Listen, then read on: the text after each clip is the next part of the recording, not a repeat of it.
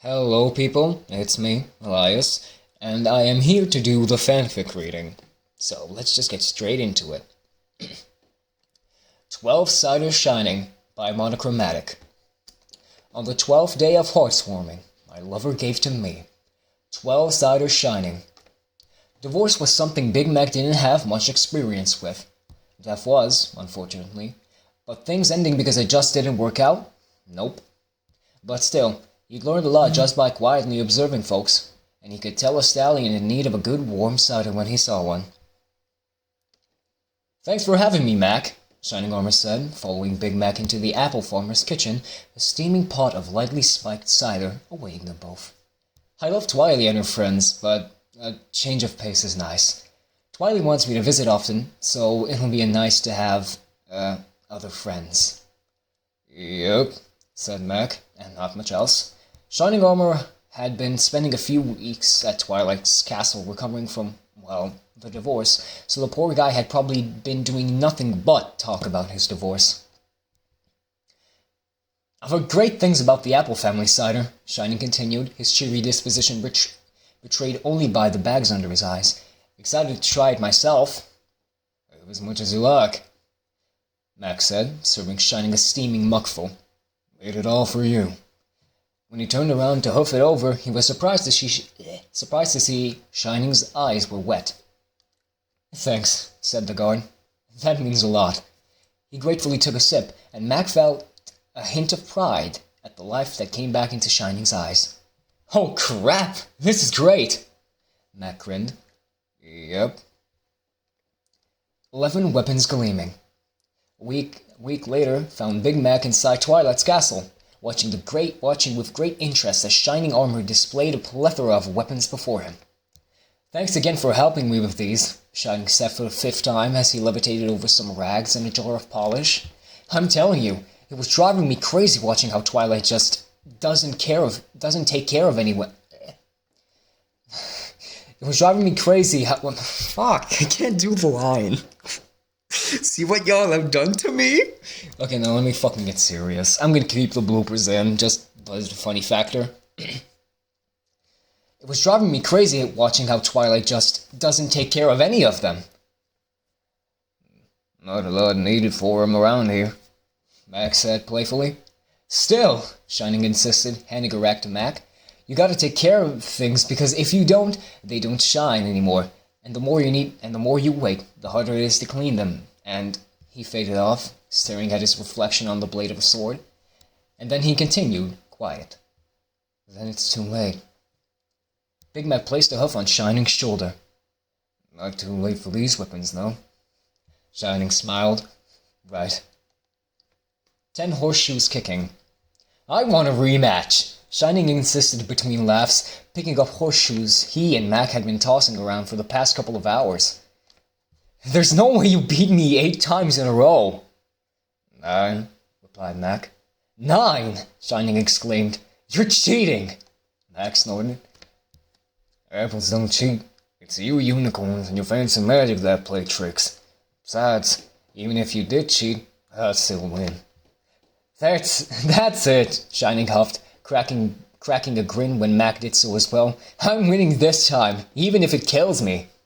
"Your funeral." 9 ciders glooming. Midnight had long passed when Big Mac opened the front door, yawning as he wiped the sleep off his eyes. Though he had half a mind to scold whoever had risked waking Granny, his tune changed mighty quick. Shining Armor stood before him, dark, deep bags under his red eyes, and an expression that looked as if death itself had paid him a visit. "Hey," Shining said, quietly. "I'm sorry about the hour, but..." His sentence petered out when Mac, as he had done many times before in the past month, placed a hoof on his shoulder. "I have first cider with your name on it," he said, and nothing more. For nothing else had to be said as he stepped to the side and welcomed Shining into his home. 8 friends a-teasin'. "So, AJ, Dash," Shining asked, seated alongside Mac, Twilight, and her friends at a dinner table. Shining had just come back after a few weeks in Canterlot, away from the town he was slowly starting to think of as home. "Mac and I have a question." Yeah? Applejack asked, slightly occupied with little Flurryheart trying her best to climb up her back and steal her hat. What's that? Why are we so awesome? Dash asked, foolishly right before taking a sip of her drink. When's the win? Mac asked. Both he and Shining Armor laughing heartily at the chaos when Rainbow spat her drink all over the table. Macintosh! Applejack scolded, red as one of her prized apples. She grabbed a napkin and wiped away at the spill all over the table. Look at what y'all did! Sorry, Shining replied, lifting his hoof apologetically. We can switch topics. He then turned to Rarity and Twilight. So, Rarity. Twilight. Thank you, darling, Rarity told Twilight, the alicorn's horn glowing with the magic muzzling her brother's mouth shut. Our wedding? Rainbow stammered, accusatory. How about your wedding? All you do is hang out with each other, huh? Luckily, Shining was out of the range of Big Mac's spat out cider which enabled him to laugh and say, What do you mean? We're just buddies, right, Mac? Yep, Mac said as soon as he was done choking on his drink. Buddies. Shining put a foreleg around Mac's shoulder. Just bros. Rarity hummed. My. Methinks the bros doth protest too much, Nope, we don't. They replied in perfect unison. 7 dice are rolling. I think I should be here for our next session of Ogres and Oubliettes, Shining said to Mac, the former accompanying the latter all the way home after the most recent session with Spike and the boys. I need to figure out some sort of schedule, or, well, permanent home, he sighed.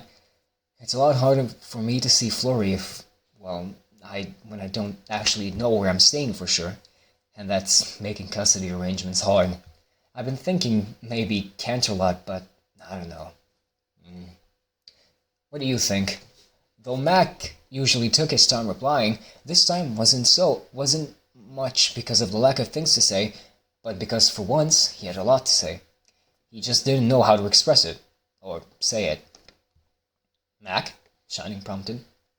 Well, that castle has lots of rooms, he said simply. Family's important. I don't know. Twilight's the only family I have here. That ain't true, Mac interrupted sharply, perhaps more sharply than intended, but, well, it was done now. What do you mean? Shining asked, and for a second, Mac remembered the nights overhearing Rarity venting to Applejack about relationship issues, and he wondered if denseness was maybe a Sparkle family trait. He then came to a complete stop and faced Shining Armor. What you said, it ain't true. Twilight ain't your only family here anymore. Then, in an act that would surprise both of them so much they'd eventually think about it for days, he said, I'm your family too. And then, just like that, he kept walking, a stunned Shining Armor following a few moments later. 6 packs of Riplin. It wasn't until the big move day that Shining Armor noticed, well, how fit Big Macintosh was, lugging around shining suitcases and livelihood out from a carriage and into the castle with absolutely no effort at all.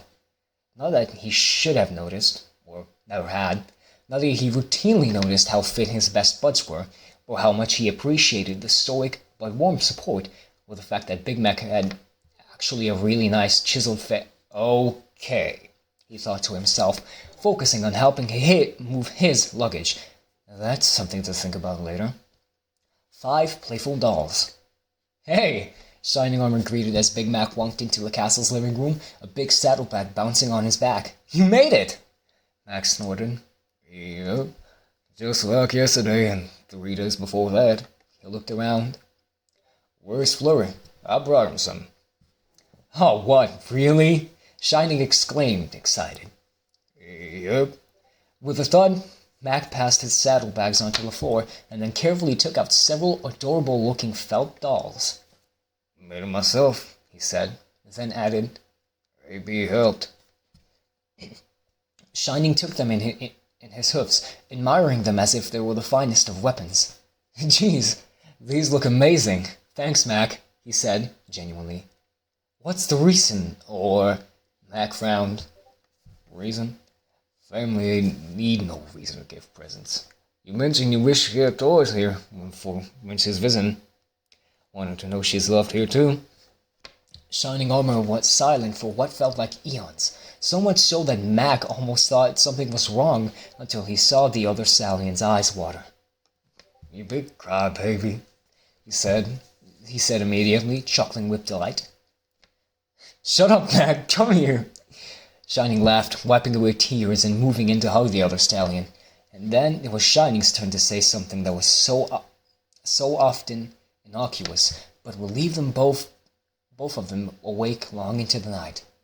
I love you, Mac. As will Mac's reply, I love you too, Shining. 4 late-night talks. Twilight, Rarity said, as patiently as she could, which was very patient considering her lack of sleep 4 nights in a row. Sitting in their bedroom, Rarity took Twilight's hoof with both her hooves. This cannot go on. It cannot. Rarity! Twilight said stern. It's a difficult thing to admit it to yourself, let alone others, or your sister. He needs time. Darling, please, just tell him that you know. Tell him! We all know, for goodness sake. He's kept you up for 4 nights trying to tell you and avoiding it. And I have to stay up as well, so you can't unpack it with me. If you won't do it for him, do it for me. Rarity, he will be relieved. Trust me, darling. I've lived with the stallion for, 3 months now? I know him. He'll be glad. Remember how relieved you were when I just told you I know you liked me after you failed miserably for 3 weeks to tell me? Shining and I are... You are the same! The same! I am going to scream, Twilight. I am going to... 3 knocks at the door interrupted them. Twilight, came Shining's voice. Are you free? There's something important I really need to talk to you about. There was a pause. That I forgot to tell you the past few nights. Sorry! Twilight took a deep breath. Coming! She called out pointedly, ignoring Rarity's desperate whispering. Spare the misery! Spare me! Me! Twilight opened the door, smiling warmly at her brother. Of course, Shining. Why don't we go to... Is everything all right, dear? Rarity innocently called out, pretending to read a magazine she just grabbed from a table. Yeah. Yes, absolutely. He paused, a nervous tone to his voice. Well, yes, but... Another pause, then... Actually, Rarity, are you free too? He hadn't finished his sentence. Rarity was already at the door, practically flinging the magazine away. Darling, absolutely. What do you need to talk about? She grabbed him and practically ushered him into the room, ignoring Twilight's stern look as she sat him down on their sofa. Speak! What ails you, my dear? Okay, Shining said, a little out of sorts until he cleared his throat. Well, he pedaled off. And in his eyes, Twilight could see the same hesitation that had led her to staying up awake until 3 a.m. for 4 nights, as Shining kept redirecting the conversation to completely unrelated topics. Actually, Darling, Rarity said, immediately, at once, no hesitation. I know what you've come to say. Shining leaned back. What? You do? Yes, Rarity said.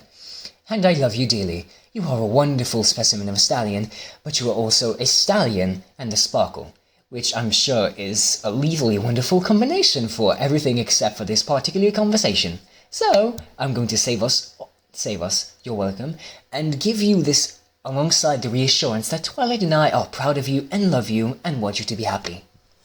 Her horn alighted with magic, and a book materialized before them. Shining, shocked, stared at it. Twilight, horrified, stared at it. Rarity, satisfied, also stared at it. Swinging the Other Way, a guide for romantically curious stallions, he read. There was a pause in which Twilight might have strangled her partner if it wasn't for Shining saying, Wait, do you know? Darling, Shining, sweetheart, dearest, Twilight, too stunned to be upset, said. I mean, Big Mac comes over so often, he might as well be living here, too, also. she added, a little embarrassed. Flurry Heart was playing family with her dolls last week, and she kept making the Daddy and Big Mac dolls kiss. So, yeah. Really? Shining asked, his eyes sparkling. Yes, Brevity said immediately, and it was adorable, and I hadn't told you yet, only because your sister threatened me to secrecy. Taking this in, Shining looked to Twilight, and painfully vulnerable, asked, And are you okay with this, Twilight? You don't care that I'm, maybe, you know? Twilight stared at him like he'd gone insane. Do I care? Shining, she said, flabbergasted beyond eloquence. I am gay, Shining Armor. I know, I just wanted to make sure, he said excitedly, and relieved, clearly, by his smile. This is great! Wow! I'm glad we got this over with. I'm going to bed, then I'm waking up early tomorrow to train the new guards, and then Mac and I are going to see a hoofball game. That said, he gave his sister a hug, his future sister-in-law another hug, and then trotted off. Have a good night, girls! Have a good night, girls! Twilight watched him leave before turning to Rarity, who did nothing else but trot towards the bed, grab her sleeping mask, and say, You're welcome, and good night. 3 botched confessions. Unfortunately for both stallions, neither was particularly good at asking the other out, mostly because neither had the experience to ask a stallion out. Shining Armor's first attempt was not ideal. He'd taken old Mac to a game of hoofball planning to ask him out after the game. Unfortunately, not only had their team lost terribly, which meant it would be a bummer night to remember as the night they got together, but Applejack and Rainbow Dash also ran into them at the game and didn't leave them alone for the rest of the night. Second time was even worse. This time, he tried doing it after Ogres and Oubliettes, having spent the entire night trying to hint at his feelings by proxy of their characters. This was going fairly well, right up until Discord thought it would be very funny to have his wizard accidentally make Shining's paladin a puppy, which did not make for a romantic scenario in any way whatsoever. The third time, the two of them had been sharing a drink in the barn, enjoying each other's company. They were lounging on a haystack made comfortable with a blanket, the two so close to each other they could nearly touch, and wanted to. And did, eventually, when the barn door slammed open, and in walked a very irate Apple Bloom, startling them into all but cuddling. Should I fucking scream? I don't know. Big Macintosh! Squeaked Apple Bloom, stamping her hoof on the floor. You forgot to feed the cows again, so AJ made me do it, again! Mac blinked.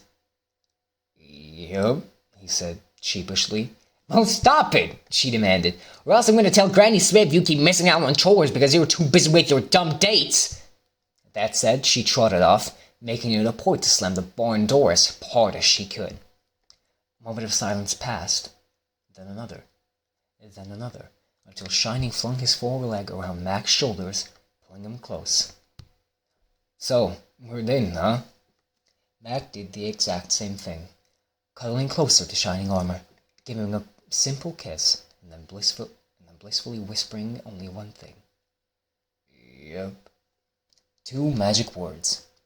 Despite being in a relationship for almost a year now, Shining Armor had never seen Big Macintosh cry, except for once. And it only took 2 words. Macintosh was staying at the castle one night, which happened to be during the weeks Flurry Heart was staying with her father. The 3 of them were gathered in one of the living rooms, each to their own devices, Shining polishing a weapon, Big Mac reading some of Shining's old comic books, and Flurry playing with dolls. Or attempting to, at least, since it was a little past her bedtime and the poor dear was falling asleep. Okay, Flurry, Shining affectionately called out. Time for bed. You're practically falling over. Okay. Don't know how to do baby noises, so yeah. Okay. The toddler Flurry said with a yawn, too tired to protest having her playtime cut short. Go to bed and I'll tuck you in a minute. And then, before he could remind her to say good night to Mac, she turned to Mac and said, Daddy Mac tucking me too?